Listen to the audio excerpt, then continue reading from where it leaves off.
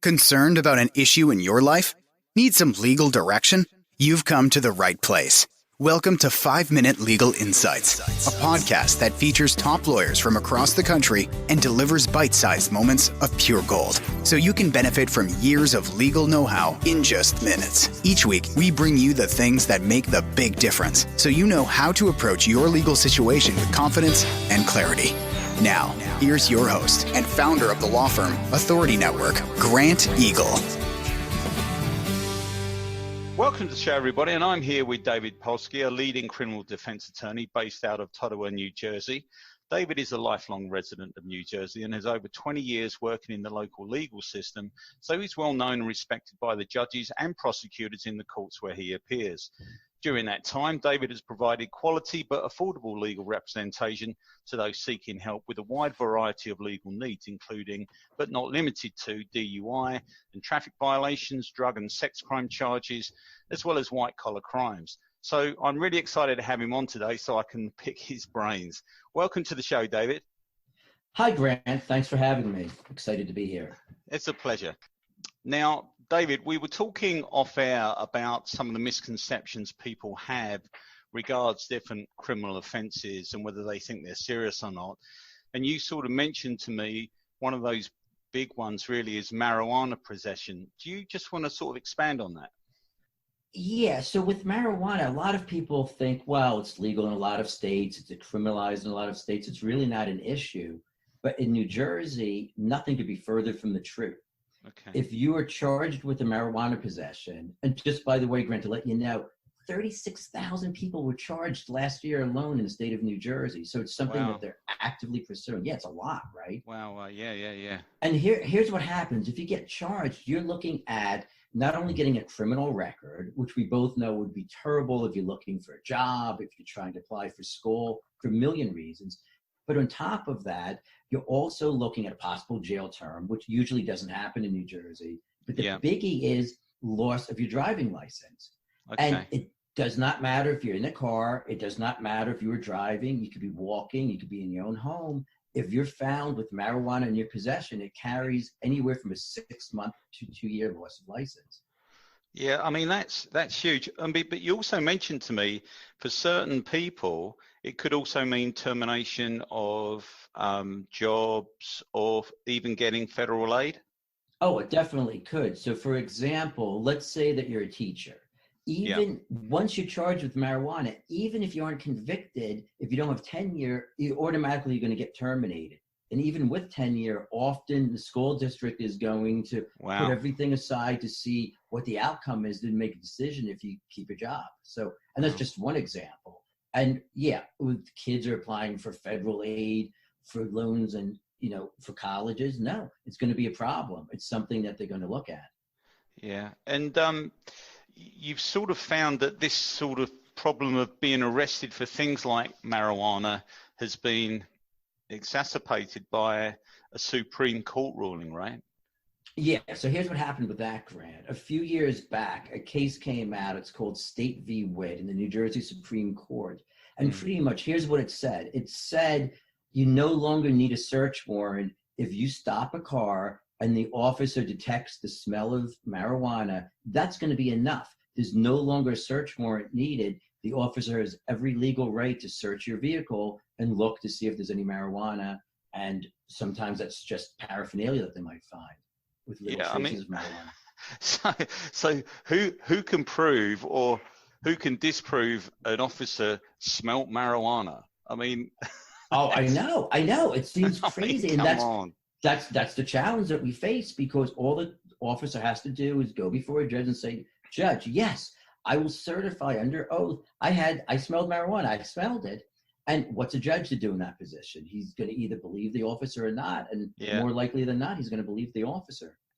So in terms of, let's say, obviously somebody gets stopped by the police and they get charged or arrested for marijuana possession, what would you advise somebody do in that situation? So, well, number one, you always have to comply with the police. You never want to give a police officer a hard time. You have to follow their orders, and you deal with it later in court, always. So you still have some legal defenses. So the first legal defense would be, you have to look at the evidence. You have to say, yeah, there was at least some, basis for probable cause. And then the big one is you force the state to produce a lab report. Just because they find something in your car, it has to be certified by a state lab. Yes, it is marijuana. Yeah. Yeah. And honestly, Grant, sometimes it's just the sheer number of cases. There's so many cases going through the system. They can't produce these lab reports quick enough. So somebody should always, always, always demand that they prove that it was marijuana through a lab report, because that's a very good defense. Yeah. And is there anything you can do? I mean, you mentioned to me that for first-time offences, you've been able to, which sounds amazing to me, but get charges dropped, something along those lines? Yeah, so here's how that works, Grant. So in New Jersey, if let's say you have nothing on your record, I like to tell people it's a one time in a life, once forever, get out of jail card for free. So you don't have to plead guilty, you don't lose your license, you don't get a criminal record, but in exchange, you do this probationary period where you stay out of trouble for usually 6 months to a year, and you're subject to these random drug tests. And as long as you pass it, then a judge will actually sign an order and your case will get dismissed. Wow. So that's what we try to do. If the evidence looks like it convicts somebody at time of trial, then we move them into diversionary program. Sure. Okay. In terms of, are there any other sort of loopholes that you're able to use to help clients? Yeah. So what happens sometimes was, when I mentioned the lab report to you, it can take the state up to 6 months in order to get a lab report back. Okay. So as the prosecutor is waiting, and it depends on the court, it depends on the judge, but sometimes we're able to work out some type of plea that does not involve a criminal charge, and there's other things we can do because the state is not yet ready to prove their case. And you have possible defenses with a speedy trial that can be raised. So sometimes we can force the issue quick enough to get into a plea deal with the state of New Jersey. Wow. Plead you to something lesser. Okay. And is there anything else that you think our listeners should know if they're facing this kind of situation? Well, the first thing I always tell people, don't lose sleep over it. Although the consequences can be very, very serious, there are things that can be done. You just have to always show up in court when they tell you to go to court, not try to fight the system, but hire a good attorney that knows the system, that knows the court, and you can absolutely minimize what these charges are and hopefully just make it a blip and move on with your life. And that's what we always try to do for our clients. That's amazing.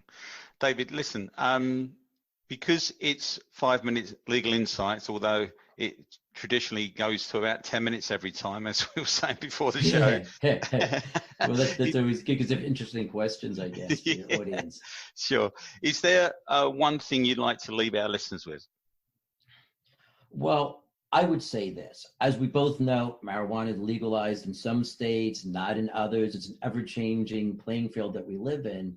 But in the state of New Jersey, it absolutely is a crime. And if you do use marijuana, you should think about getting a medical card if you need it. And if not, certainly never, ever. You don't operate a motor vehicle with it. Don't have it in your possession. Don't have any odor in your car. And that would be my advice. It's illegal in New Jersey, so you have to respect the law. Yeah, it's great advice. Listen, David, look, it's been great having you on the show. Hopefully we're going to have you back on soon, but I just want to say thank you.